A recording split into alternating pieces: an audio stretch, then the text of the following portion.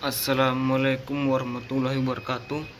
Perkenalkan, nama saya Jalaluddin Puamau, NIM 170308024, kelas B reguler sore, jurusan Sosiologi, Fakultas Ilmu Sosial dan Ilmu Politik.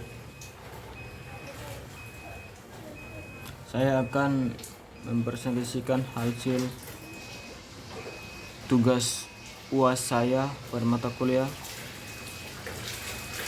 kajian seminar masalah-masalah sosial. Judul proposal: faktor-faktor penghambat partisipasi perempuan dalam bidang pendidikan Desa Ombai, Kabupaten Alor. Setiap manusia, baik laki-laki maupun perempuan, pada dasarnya dilahirkan dengan hak-hak yang sama. Karena itu sudah seharusnya mereka memiliki akses yang sama pula dalam segala hal, di antaranya pendidikan, pengambilan keputusan, kesehatan dan pelayanan. Penting lainnya, setiap masyarakat memiliki berbagai aturan yang diikuti oleh anggotanya, seperti mereka belajar memainkan peran feminin dan maskulin, sebagaimana halnya masyarakat memiliki bahasanya sendiri. Kaum perempuan dan kaum laki-laki memiliki kedudukan yang sama secara hukum yang telah ditetapkan di Indonesia. Akan tetapi dalam kehidupan sehari-hari masih dijumpai kesulitan kaum perempuan dalam merealisasikan hak-haknya. Perempuan dan laki-laki, perempuan dan ruang pendidikan tidak bisa dibatasi oleh budaya, adat istiadat, agama, dan lain sebagainya. Kabupaten Alor merupakan kabupaten di Provinsi Nusa Tenggara Timur. Ibu kota Alor berada di Kalabahi. Populasi masyarakat Alor pada tahun 2006, jumlah laki-laki sebanyak 89.025, sedangkan perempuan berjumlah 87.948. Pada tahun 2007, populasi penduduk Alor mengalami perubahan, yaitu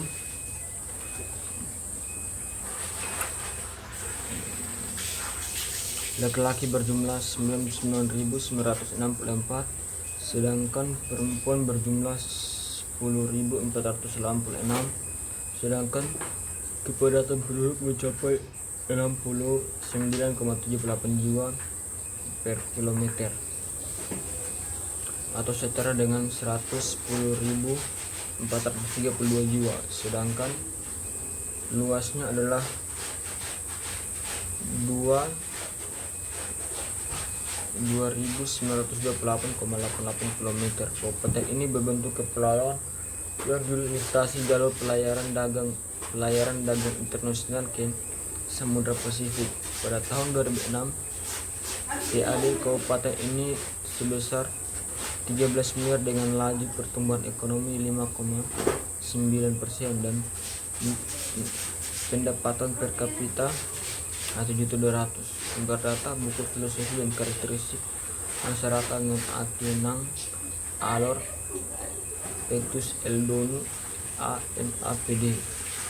Data statistik di Kemendikbud tahun 2018 menunjukkan bahwa perempuan NTT yang mengalami putus sekolah pada tingkat SMA sebesar 796 orang, pada tingkat SMK sebesar 370 orang, pada tingkat sekolah menengah pertama sebesar 844 orang, dan perempuan mengalami putus sekolah. Sementara pada tingkat sekolah dasar 467 orang perempuan. Data tersebut menunjukkan bahwa perempuan masih memiliki akses yang minim untuk berpartisipasi dalam bidang pendidikan, disebabkan oleh berbagai faktor yang bisa menjadi timbul dari lingkungan, kehidupan, keluarga, budaya, dan agama.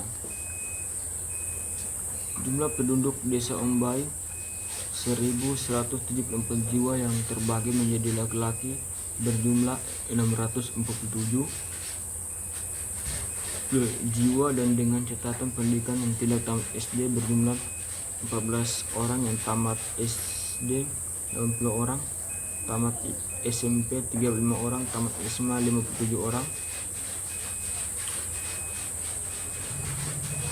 dan sarjana 22 orang. Sedangkan perempuan berjumlah 527 jiwa dengan catatan pendidikan tidak tamat SD sebanyak 27 orang, tamat SD 125 orang, berijazah SMP 27 orang, tamat SMA berjumlah 33 orang, serta sarjana sebanyak 17 orang. Sumber Kantor Desa Ombai Agustus 2019 menunjukkan betapa minimnya pendidikan bagi perempuan. Tidak menutup kemungkinan bahwa akses pendidikan masyarakat Desa Ombai, terkhususnya pendidikan bagi perempuan, sangat terbatas. Padahal tidaklah salah jika kelak seorang perempuan akan menjadi ibu rumah tangga tetapi memiliki pendidikan tinggi dalam memainkan peranan dalam ranah publik. Seharusnya di era global ini laki-laki dan perempuan memiliki ruang yang sama untuk berpartisipasi dalam bidang pendidikan, namun masih tidak diberi akses pendidikan terhadap perempuan, sehingga partisipasi perempuan dalam bidang pendidikan sangat minim dan terbatas.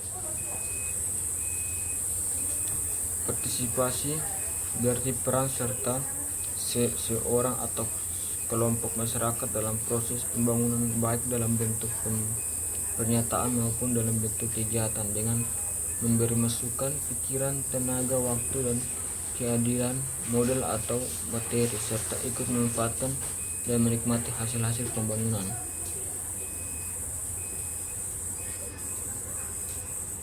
Menurut Dajjal dan Supriyadi, di mana partisipasi dapat juga berarti bahwa pembuat keputusan menyarankan kelompok atas masyarakat ikut terlibat dalam bentuk penyampaian saran dan pendapat, barang keterampilan dan biasa. Menurut Siddhartha dalam Astuti, partisipasi adalah pelibatan seorang atau beberapa orang dalam satu kegiatan. Keterlibatan dapat berupa keterlibatan mental dan emosi secara fisik dalam menggunakan segala kemampuan yang dimilikinya, berinisiatif dalam segala kegiatan yang dilaksanakan, serta mendukung pencapaian tujuan dan tanggung jawab atas segala keterlibatan. Gender dan perempuan. Istilah gender menurut Oakley berarti perbedaan atau jenis kelamin yang bukan biologis dan bukan kodrat Tuhan, sedangkan menurut Copeland menegaskan bahwa gender merupakan perbedaan perilaku antara laki-laki dan perempuan. Selain dari struktur biologis, sebagian besar justru terbentuk melalui proses sosial dan kultural. Gender dalam ilmu sosial diartikan sebagai pola relasi laki-laki dan perempuan yang didasarkan pada ciri sosial masing-masing. Dalam psikologi perempuan, Etimuriyati, gender menurut Eklas dan Hasan Sadli mengemukakan kata gender berasal dari bahasa Inggris yang berarti jenis kelamin. Secara umum, gender adalah perbedaan yang tampak antara laki-laki dan perempuan apabila dilihat dari nilai dan tingkah laku. Fakih 2006.271 mengemukakan bahwa gender merupakan suatu sifat yang melekat pada kaum laki-laki maupun perempuan yang dikonstruksikan secara sosial maupun kultural. Faktor penghambat. Kamus Besar Bahasa Indonesia menjelaskan yang dimaksud dengan penghambat adalah hal yang menjadi penyebab atau karena hanya tujuan atau keinginan tidak diwujudkan. Jadi, penghambat yang dimaksud dalam penelitian ini adalah hal-hal yang menyebabkan terlambatnya yang dihadapi lansia dalam memperoleh pelayanan kesehatan dan pelayanan sosial.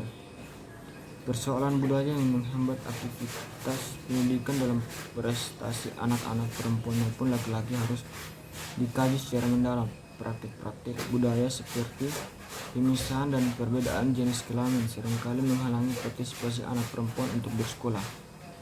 Dalam banyak masyarakat, orang tua beranggapan bahwa menyekolahkan anak perempuan kurang menguntungkan dibandingkan menyekolahkan anak laki-laki.